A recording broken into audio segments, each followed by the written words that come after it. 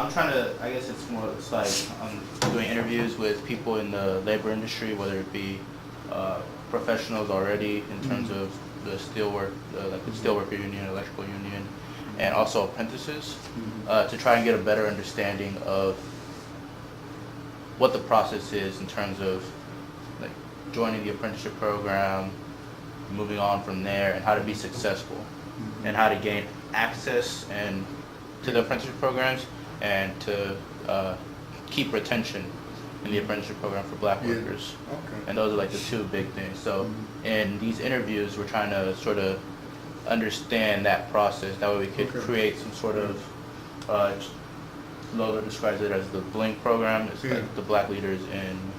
Okay. All right. But, all right. So what do you need from me right now? Just to answer some questions just in terms of your experiences and all that stuff.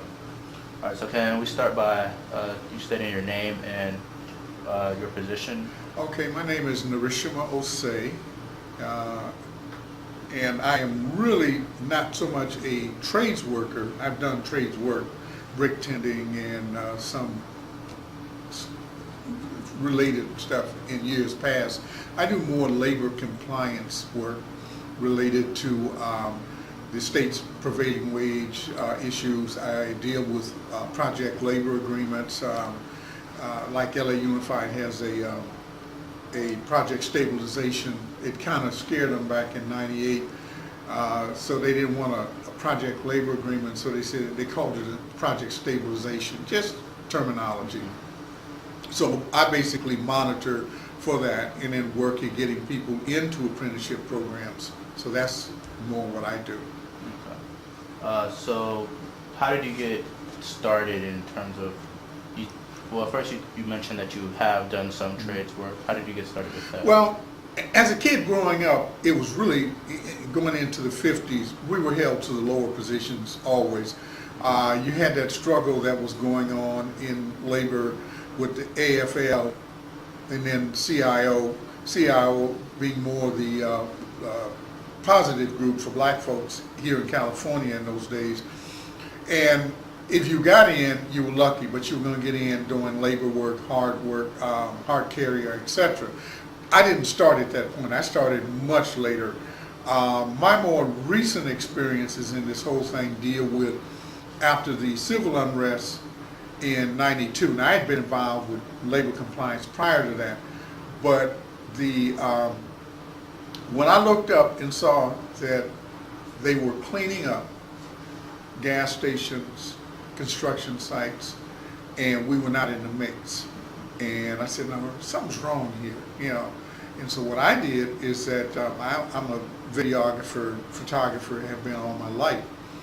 I was headed out to do some editing in Linwood, and as I got to Avalon and Imperial, I noticed they were cleaning up a gas station in '76. No black workers. I stopped, documented it, went down further, and went to Imperial and Central, the Shell gas station, same scenario. So I said, something's got to be wrong here. Now this is like May 13th of '92. And from that point on, it just rolled. But at that point, you had several groups that had been developing.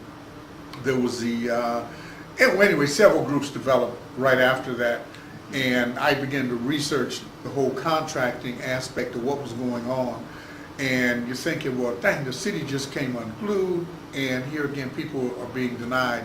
So that put me back in the spin of dealing with construction once again on the ground. And if I jump forward to another year, I started dealing with LA Unified. They had Shirley Brothers, were one of their bigger contractors that had been doing work for them. And one of the things happening is that the real push, because this is in the early '90s, you didn't have a lot of schools being new up. They were starting to do it, but the big push wouldn't come for about almost another 10 years. I began to challenge these contractors about their lack of affirmative action. And there was still affirmative action in play, and it wasn't kicked out until '96, '97. And that and I'm always looking at, well, you need to have apprentices on the job, and they always had excuses. You need to, where are the African American on the job? Where are women on the job? That wasn't a reality. And so there was a guy, Art Webb, an old labor guy, who worked in labor compliance for the district, brought me in. He liked my attitude, knew that I knew, pretty much what was going on. And he did some really uncool stuff bringing me in. I mean, he gave me access to a lot of stuff that just helped move the agenda. And as a result of that, beginning of 94, there was late 93, there was a construction task force that the school district put together, and that all the building trades came involved. He actually got everybody to the lunchroom at the school district on an October day. Everybody was involved, and so we got commitments about how to make some changes, and it was developing. From that, I moved more into labor compliance, more into advocacy, because I've taken my labor compliance background, my activist background, and kind of just combined them and went to dealing with stuff. But I also have a union background. In '71, I came into the poverty projects as a union trainee, and a couple of years later moved up to a steward. A couple of years or so after that, became a vice president, and by '78, I was moving into being president of my local, which was 1108 State County Municipal Employees. And it was a struggle in itself, because here you're coming out of the 60s, you just had all that hassle with A. Philip Randolph and George Meany and them, and a combination of groups saying that they were no longer going to just sit on the side and wait for anything. And so our district council, which was right here in the area, was really hard to deal with. And eventually, by '80, we became an amalgamated union. It was just a thing. We were still union, but we just couldn't deal with the silliness. But you still had that white racist hangover that had existed all along. So that's part of my union background. I wanted to continue to, or move into doing news work, so I quickly moved into that and gave up my position in the union. And for, I guess, '83 all the way till '94, I just was totally out of the whole union thing, and then got back into it.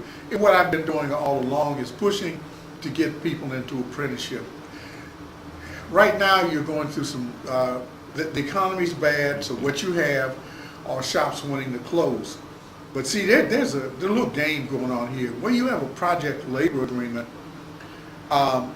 you can push for apprenticeship, because typically, if you take LA Unified, it's 30% apprenticeship, 50% local hiring. That's inclusive of existing union members as well as pulling people in. My position is that many of the contractors, signatory and non-signatory, don't abide by the rules. And so what happens is that you have people sitting on an out of work list that shouldn't be there. Contractors are coming in with their core workers and basically ignoring the rules. If you don't have a strong compliance person like myself in the loop, they get away with it.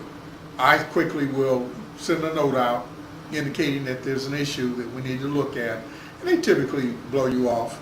Then I send out a non-compliance and indicate that I don't have the ability in my position to withhold funds, but I'm going to recommend it to the project exec that we withhold your funds.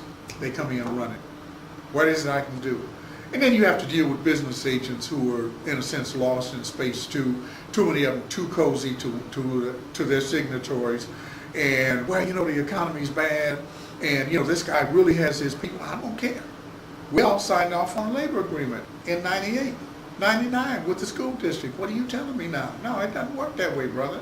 And you have to go through those struggles. Then you end up with a certain amount of conflict. I could care less about it. Bottom line, we're moving union members onto the job, and we're moving people in. You got a problem with that? You need to take it up with your business manager, because we're going to insist. So those are the little things you have to do to get people on the jobs. With African Americans, it's nothing but an issue. Prop 209, the Jim Crow law, totally 100% effective for blacks and for women. Those are the two main groups that Prop 209 targeted, and it's working. So what you do with a project labor agreement is you have the ability to move people who are local into the loop, but then it gets tricky because when you do applications and you give them to the contractors, or you bring forth people for them to meet to say, hey, you know, here's potential. They've gone through the We Build program, LA Unified's program, or they've gone through Century Community Training.